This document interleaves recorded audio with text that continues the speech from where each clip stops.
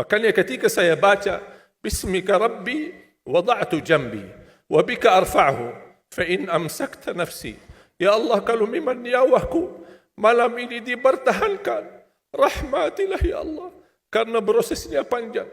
Ketika Uthman bin Affan disebutkan surga dan neraka, tidak pernah nangis. Tapi ketika dibahas kuburan, 3 malam tidak bisa tidur. Baca salah satu doa. Mungkin Bapak Ibu jamaah sekalian pasti hafal. Doa tidur. Dan doa bangun tidur. Doa tidur, Bismikallahumma amutu wa ahya. Ada banyak berbagai macam riwayat, tapi singkatannya Bismikallahumma amutu wa ahya. Kemudian doa bangun tidur, Alhamdulillah alladhi ahyana ba'da ma amatana wa ilaihin nusyur. Yang membuat saya penasaran, kenapa di judul doa namanya doa bangun tidur, doa tidur, tapi di dalam doa tidak ada istilah bangun tidur. Justru yang ada hidup dan mati. Membuat saya berfikir, apa maksudnya Bismikallahumma? Seharusnya Bismikallahumma tidur dan bangun. Alhamdulillah yang telah membangunkan sesudah tidur. Kenapa ada hidup dan mati? Ingin saya mencari tahu, sampai saya menemukan sebuah hadis yang sahih. Alhamdulillahilladzi radda ilayya ruhi wa afani fi jasadi wa adhina li bidhikri. Ini menjadi doa yang kedua, doa bangun tidur. Ketika saya baca, Alhamdulillah yang telah kembalikan ruhku, berarti ruh kita di mana saat tidur? Wa afiyat di jasadku, dan diizinkan untuk bisa mengingat Allah Subhanahu wa taala. Membuat saya tambah penasaran, kenapa di saat tidur Allah sebutkan kata hidup dan mati, bukan kata bangun dan tidur. Membuat saya jari dan gali tahu, mencari tahu, tidak menemukan hadis-hadis yang bisa menjawab penasaran saya. Subhanallah, ketika saya membaca Al-Quran, seperti biasa baca, setiap hari baca, meniatkan waktu, kadang 1 juz, kadang 2 juz, pas sampai saya di surah Az-Zumar. Surah 39 ayat 42. Allahu yatawaffal anfusa hina mautiha wallati lam tamut fi manamiha fayumsiku allati qada 'alayha al-maut wa yursilu al-ukhra ila ajalin musamma inna fi dhalika laayatin liqaumin yatafakkarun. Saya langsung sujud syukur. Saya berkata, itulah jawabannya. Allahu yatawaffal anfusa. 2 kali Allah memegang nyawa kita. 1 saat kita meninggal dunia. 2 saat kita tidur belum meninggal dunia. Allahu yatawaffal anfusa hina mautiha, ketika tidur mati, sudah meninggal dunia. Nyawa kita dimegang oleh Allah SWT. Allahu yatawaffal anfusa hina mautiha wallati lam tamut fi manamiha, dan Allah memegang nyawa seorang ketika dia tidur tapi belum mati. Kalau soal sudah dimegang nyawanya ketika mati sudah selesai.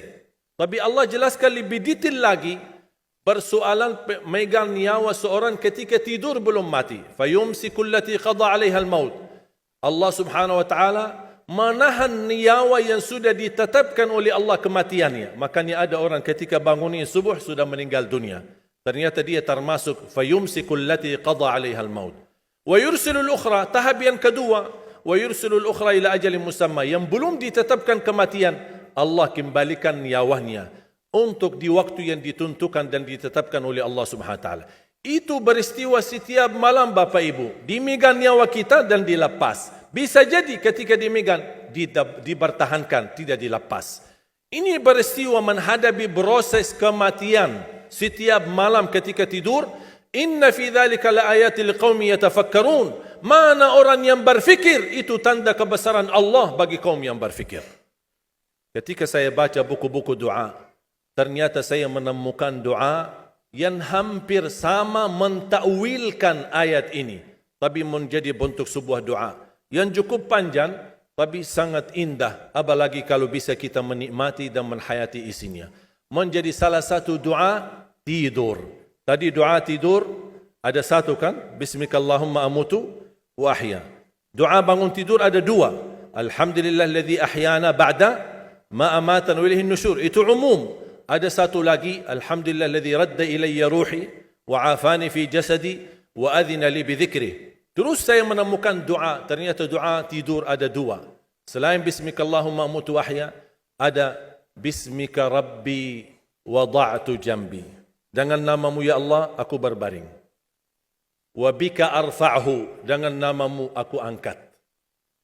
Fa in amsakta nafsi, ya Allah, kalau nyawaku dibertahankan malam ini, farhamha, rahmatilah ya Allah. Wa in arsaltaha fahfadha, kalau dilepaskan nyawaku, jagalah diriku sebagaimana terjaga dirinya hamba-hamba yang salih. Ketika saya baca dan setiap malam bisa merasakan Bismika Rabbi wada'tu jambi wa bika arfa'hu fa in amsakta nafsi farhamha. Ketika saya baca fa in amsakta nafsi farhamha, saya bisa merasakan ketika Allah wafatkan saya malam itu. Dan saya sangat memohon rahmatilah aku ya Allah. Ketika saya sendirian saat dimandikan, saat saya sendirian saat saya dikuburkan, saya sendirian saat disalati, saya sendirian saat dihisab, saya sendirian saat menghadapi mungkar nakir, saya sendirian saat mereka mengucapkan man rabbuka, ma dinuka, man nabiyuka. Kalau bukan rahmatmu ya Allah, saya tidak akan bisa apa-apa. Saya tidak bisa nyaman, saya tidak bisa selamat, saya tidak bisa bahagia. Bagaimana kuburan yang sempit dan gelap bisa menjadi kun fayakun rawdatum min riyadil jannah, taman dari taman surga. Bahkan Allah tunjukkan posisi kita di surga. Makanya seorang hamba yang bisa melihat posisinya di surga, dia berteriak, Ya Allah, aqimis sa'ah, segerakanlah datangnya hari kiamat. Sebaliknya orang-orang yang na'udzubillah, ketika disempitkan kuburannya, bertambah gelap, bertambah hitam, belum lagi turun azab, ditunjukkan posisinya di neraka di sampingnya, dan dia berteriak, Ya Allah, la tuqimis sa'ah, janganlah terjadi hari kiamat. Sudah aku disiksa di sini, sudah cukup, apalagi akan disiksa nanti di hari kiamat. Makanya ketika saya baca Bismika Rabbi wada'tu jambi wa bika arfa'hu fa in amsakta nafsi, ya Allah, kalau memang nyawaku malam ini dipertahankan, rahmatilah ya Allah. Karena prosesnya panjang. Ketika Uthman bin Affan disebutkan surga dan neraka, tidak pernah nangis. Tapi ketika dibahas kuburan, 3 malam tidak bisa tidur. Kata beliau, Al-qabru awwalu manazilil akhirah. Kuburan itu langkah awal ke akhirat. Kalau itu lulus, lancar, bahagia, selamat, insyaAllah lebihnya aman dan sambil menuju ke surga.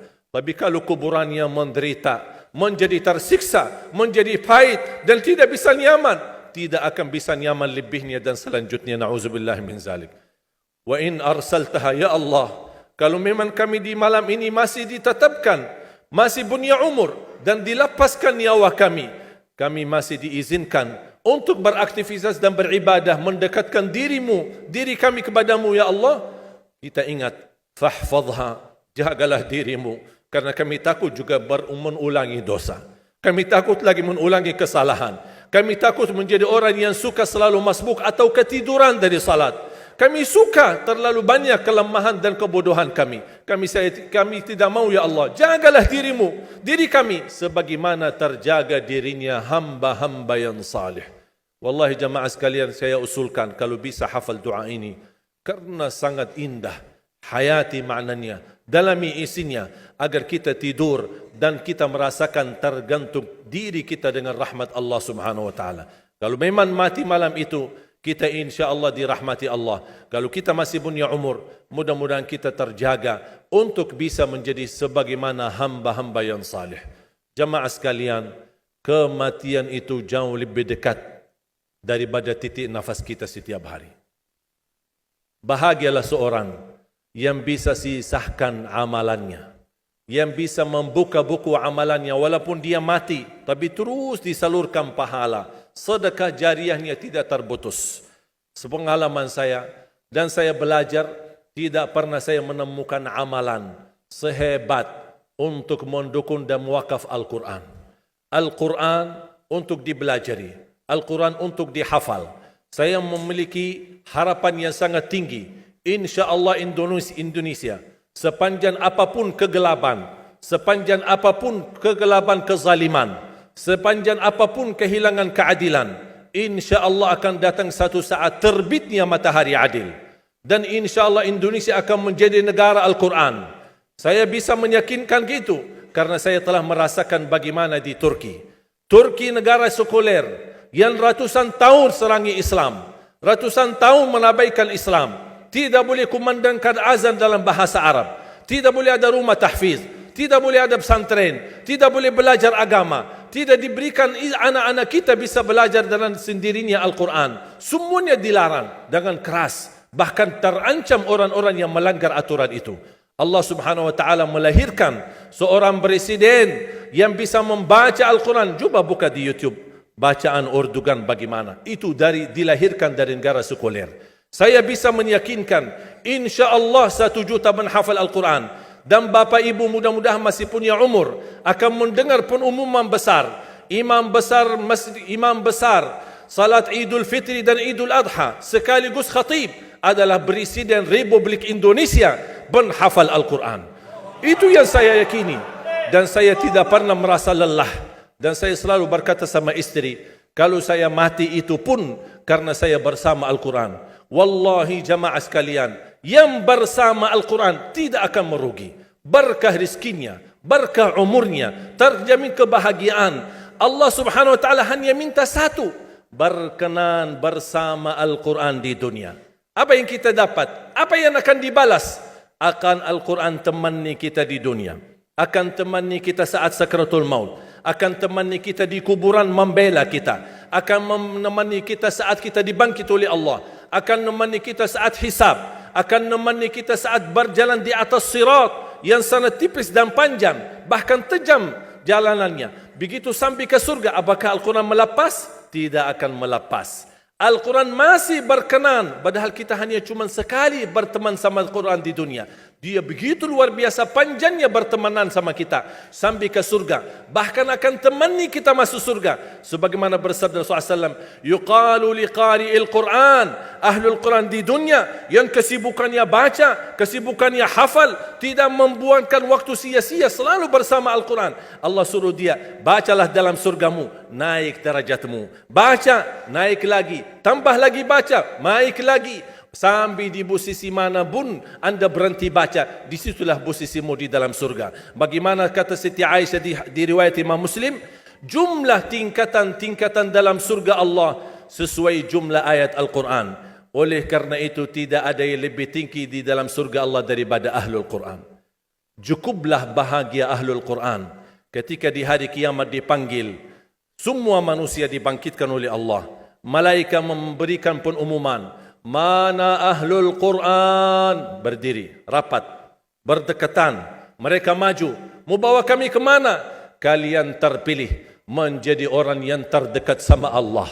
Karena Ahlul Quran adalah keluarga Allah Subhanahu wa ta'ala. Bukan hanya kita sendiri yang mendapatkan anugerahnya dan manfaatnya. Semua keluarga kita, termasuk orang tua kita dan orang yang ada di sekitar kita. Makanya jemaah sekalian, kalau anda gagal penghafal Al-Quran, anakmu pun gagal penghafal Al-Quran, jangan sisahkan walaupun saham menjadi saksi baik di hadapan Allah. Ya Allah, saya belum hafal, anakku gagal penghafal Quran, tapi insya Allah hartaku, usahaku, pikiranku, tenagaku bisa terus memperjuangkan Al-Quran. Apa saja, ya Allah, insya Allah menjadi saksi baik. Dan nanti di hari kiamat, insya Allah kita bersama Ahlul Quran mendapatkan syafaatnya Al-Quran di hari kiamat.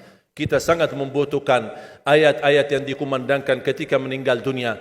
Insya Allah setiap satu huruf akan disalurkan 10 kebaikan. Mudah-mudahan semua yang hadir diberikan kemuliaan dan keanugerah dari Allah menjadi Ahlul Quran, penghafal Al-Quran, penghayati Al-Quran, para pencinta Al-Quran, berakhlak-akhlakul Quran. Ya Allah, aku mohon atas izinmu ya Allah, kami bersama-sama bertemu di masjid ini.